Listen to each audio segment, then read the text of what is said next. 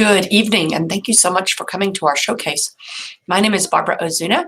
I am the principal at McLean Middle School in Fort Worth, Texas, and this is my fifth year to be the principal of that school. And I've had the privilege over the last 2.5 years to be working with PIC on some changes that we have implemented in our school. So basically, our problem was that we wanted to make kids feel like they were in control of their learning. In other words, to have school done with kids rather than to kids. And that's been our major focus. We wanted to empower students, have them be in charge. And then, of course, eventually figured out that we also had to empower teacher and teach teachers. And we do have a new instructional coach on campus who has helped implement some of these changes as they have grown. And I'm really excited about him being part of our project. So the project began, quite frankly, with looking at dress code policies and the fact that certain students felt disenfranchised. For lack of a better word, the dress code from the 90s felt very disenfranchising of our, especially Latinx students. And so we changed it. And so that was our first iteration of students being in power. Then we noticed that kids often are not mindful and are taking a long time to settle down. And this was especially the case with our special education students. So we looked at some of the fabulous things that the Momentous Institute did and made glitter bottles and breathing exercises, specifically box breathing, and looked into finding our T-Rex. And then lastly, we realized that those types of things that we were doing in one particular classroom really needed to be scaled up school-wide. And that mindfulness and SEL is something that needs to be practiced by all students. So we worked on that. So that was our first iteration. And as you can see, based on what we have done, last year, when there was a year where student engagement was not entirely high, we did manage to score above the district in each one of our student engagement markers, and that includes teacher-student relationships, emotional regulation, and sense of belonging. And we did this because we created an SEL time where teachers worked with students on having a sense of choice. And we also used the book, The Quest for the Keys, to help students learn how to goal set, self-regulate, and really finding the keys to success.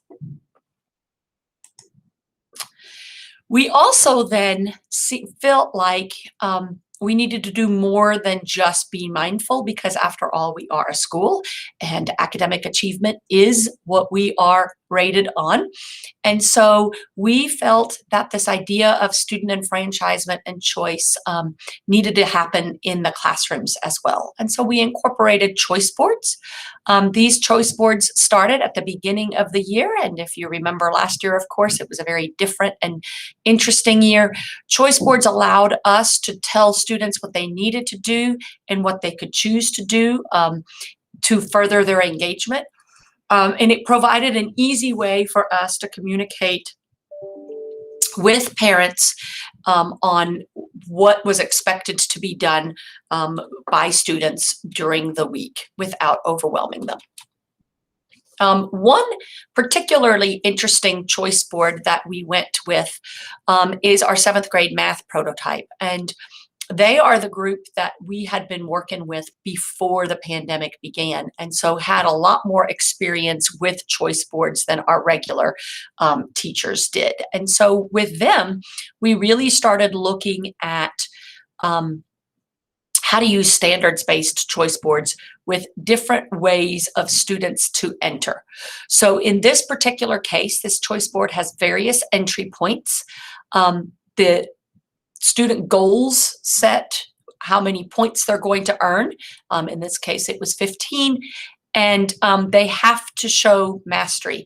And how they show mastery is up to them, or the activities that they have to do in order to show mastery is up to them. But they need to show mastery of the concepts by the end of the week.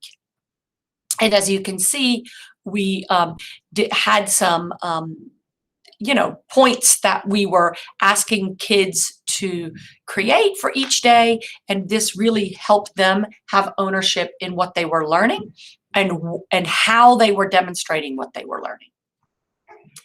This is an example from that class on how we measured their entry point. So they had a pretest after some pre-teaching, right? We obviously gave them some pre-teaching.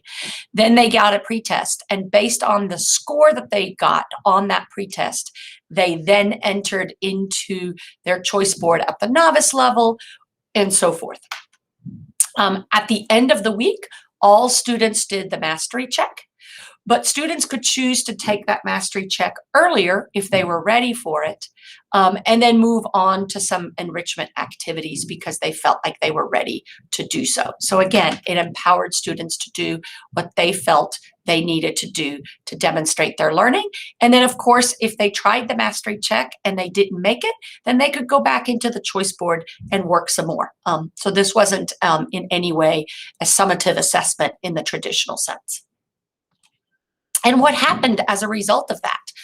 The short answer is our kids grew by a lot during a pandemic year.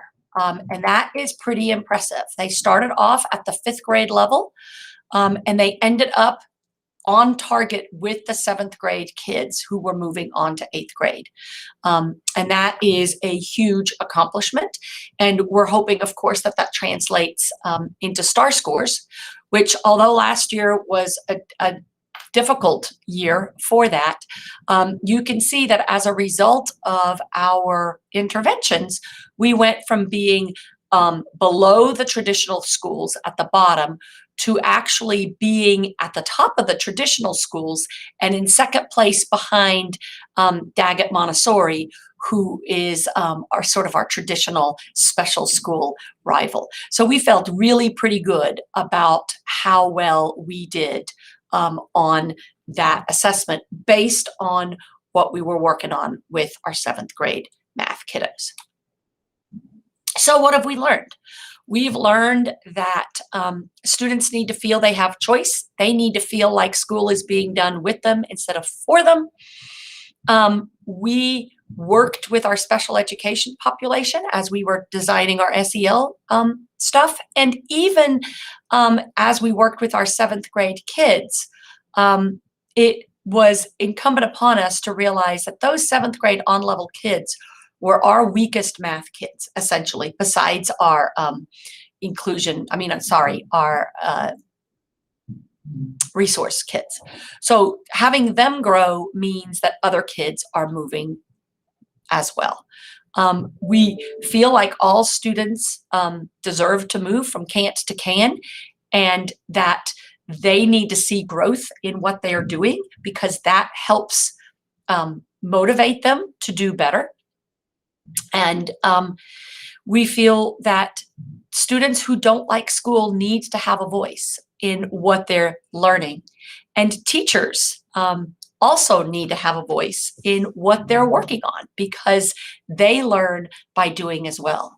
So what are some things that we learned from our choice board standards? Well, the first thing we learned is that prioritization of standards is really important because we can't do this for every standard. So we really need to think about which ones have the biggest bang for our buck.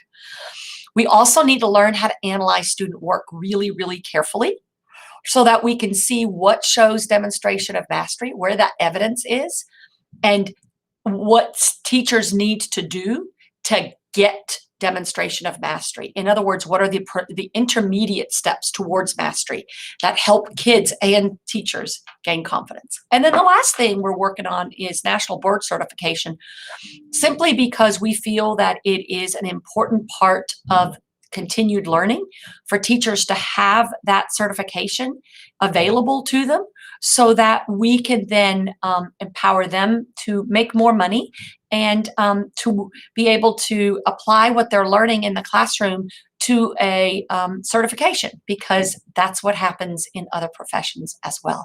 So that is a brief overview of our project. I'm so excited that I got to share it with you, and I look forward to answering some questions from you. Thank you for your attention.